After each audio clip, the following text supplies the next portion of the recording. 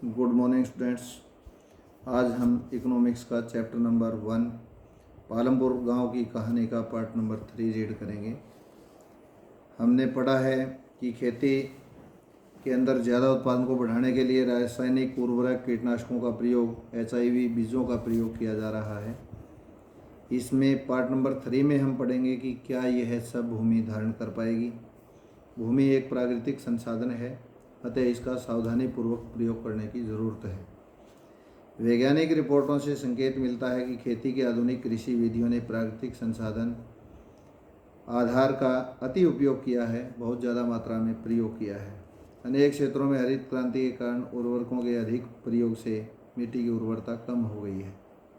मिट्टी बंजर होती जा रही है अधिक प्रयोग करने से, उर्वरकों के ज़्यादा डालने से। इसके अतिरिक्त नलकूपों से सिंचाई के कारण भौम जल लगातार प्रयोग से, भूमि का ज़्यादा जल प्रयोग करने से भूम जल, जमीन का जो जल है वो स्तर कम हो गया है। मिट्टी की उर्वरता और भौम जल जैसे पर्यावरणीय संसाधन कई वर्षों में बनते हैं। एक बार नष्ट होने के बाद उन्हें फिर से पुनर्जीवित करना बहुत ही कठिन होता है। कृषि का भावी विकास सुनिश्चित करने के लिए हमें पर्यावरण की देखभाल करनी चाहिए। पालमपुर के किसानों में भूमि किस प्रकार से वितरित है। वितरित का अर्थ है बांटी गई है, बंटवारा कैसे किया हुआ है। आपने ये जान लिया होगा कि खेती के लिए भूमि कितनी महत्वपूर्ण है। दुर्भाग्यवश खेती के काम में लगे सभी लोगों के पास खेती के लिए पर्याप्त भूमि नहीं है। पालमपुर में 450 परिवारों में से लगभग 1/3 अर्थात 150 परिवारों के पास खेती के लिए भूमि नहीं है, जो अधिकांशतः दलित हैं, ज़्यादातर गरीब हैं।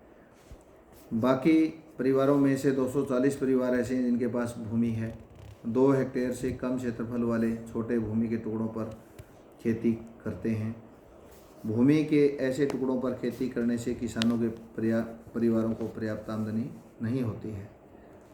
1960 में कृषक गोविंद के पास 2.25 हेक्टेयर अधिकतर असिंचित भूमि थी। गोविंद अपने 3 पुत्रों की मदद से इस भूमि पर खेती करता था।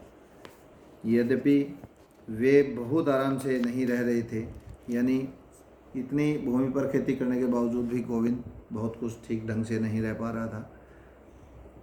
परिवार अपनी एक भैंस से होने वाली कुछ अतिरिक्त आय के द्वारा अपना गुजारा कर रहा था।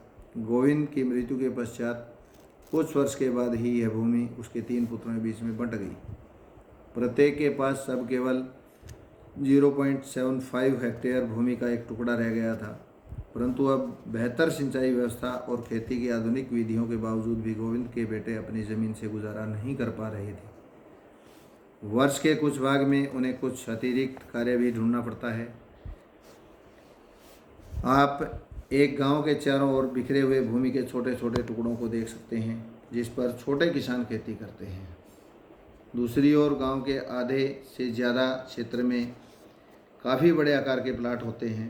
पालमपुर में मंझोले और बड़े किसानों के 60 परिवार ऐसे हैं। बड़े और मंझोले का अर्थ है बीच वाले जो किसान हैं, उनके पास 60 परिवार ऐसे हैं जो 2 हेक्टेयर से अधिक भूमि पर खेती करते हैं। कुछ बड़े किसानों के पास 10 हेक्टेयर या इससे अधिक भूमि है। श्रम की व्यवस्था कौन करेगा। श्रम भूमि के पश्चात जो श्रम है उत्पादन का दूसरा आवश्यक कारक है। खेती में बहुत ज़्यादा परिश्रम की आवश्यकता होती है, बहुत ज़्यादा मेहनत की आवश्यकता होती है। छोटे किसान अपने परिवारों के साथ अपने खेतों में स्वयं काम करते हैं। इस तरह वे खेती के लिए आवश्यक श्रम की व्यवस्था स्वयं ही करते हैं। मंझोले और बड़े किसान अपने खेतों में काम करने के लिए दूसरे श्रमिकों को किराए पर लेते हैं। बड़े जो किसान हैं वो इस प्रकार से दूसरे लोगों की सहायता लेकर के खेती करते हैं, श्रमिकों की सहायता से। खेतों में काम करने के लिए श्रमिक या तो भूमिहीन परिवारों से आते हैं जिनके पास भूमि है ही नहीं, ऐसे परिवारों के वो लोग होते हैं, या बहुत छोटे प्लाटों में खेती करने वाले परिवारों से होते हैं, जो लोग दूसरे किसानों के श्रमिक के रूप में काम करने के लिए जाते हैं। खेतों में काम करने वाले श्रमिकों का उगाई गई फसल पर कोई भी अधिकार नहीं होता है जैसा किसानों का होता है, बल्कि उन्हें उन किसानों द्वारा मजदूरी मिलती है जिनके लिए वे खेत में काम करते हैं।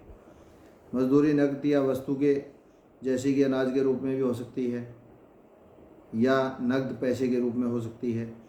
कभी कभी श्रमिकों को भोजन भी मिलता है। मजदूरी एक क्षेत्र से दूसरे क्षेत्र, एक फसल से दूसरी फसल और एक खेत से दूसरे खेत में कृषि कार्य जैसे कि बुआई और कटाई के लिए अलग अलग होती है। रोजगार की अवधि में भी काफ़ी भिन्नताएं होती हैं। खेत में काम करने वाले श्रमिक या तो दैनिक मजदूरी के आधार पर कार्य करते हैं या उन्हें कार्य विशेष जैसे कटाई या पूरे साल के लिए काम पर रखा जा सकता है। डाला पालमपुर में दैनिक मजदूरी पर काम करने वाला एक भूमिहीन श्रमिक है। डाला है जिसका नाम, इसका मतलब है कि उसे लगातार काम ढूंढते रहना पड़ता है। आज काम यहाँ है, कल वहाँ है, अगले दिन वहाँ है, कभी काम मिलता है, कभी नहीं मिलता है। सरकार द्वारा खेतों में काम करने वाले श्रमिकों के लिए एक दिन का जो न्यूनतम वेतन है वो 60 रुपये निर्धारित है। कम से कम जो वेतन दिया जा रहा है वो 60 रुपये दिया जा रहा है। लेकिन डाला को मात्र 35 से 40 रुपये मिलते हैं, क्योंकि वो किसी भी कीमत पर काम करने के लिए तैयार रहता है, क्योंकि उसके पास काम होता ही नहीं है। पालमपुर में खेतीहर श्रमिकों में बहुत ज़्यादा स्पर्धा है, कंपटीशन है। जो खेती पर डिपेंड है ऐसे श्रमिक बहुत ज़्यादा है, इसलिए लोग कम वेतन में भी काम करने को सहमत हो जाते हैं। डाला अपनी स्थिति के बारे में रामकली से शिकायत करता है, जो कि एक अन्य खेतीहर श्रमिक है। खेतीहर श्रमिक है जो खेती पर ही डिपेंड है। डाला और रामकली दोनों गांव के निर्धनतम व्यक्तियों में से हैं, जो कि सबसे गरीब व्यक्ति हैं, उनमें डाला और रामकली गिने जाते हैं। खेतों के लिए आवश्यक जो पूंजी होती है, हम पहले देख चुके हैं कि खेती की आवश्यक आधुनिक तरीकों के लिए बहुत अधिक पूंजी की आवश्यकता होती है, आधुनिक जो विधियां हैं। अतः अब किसानों को पहले की अपेक्षा ज़्यादा पैसा चाहिए।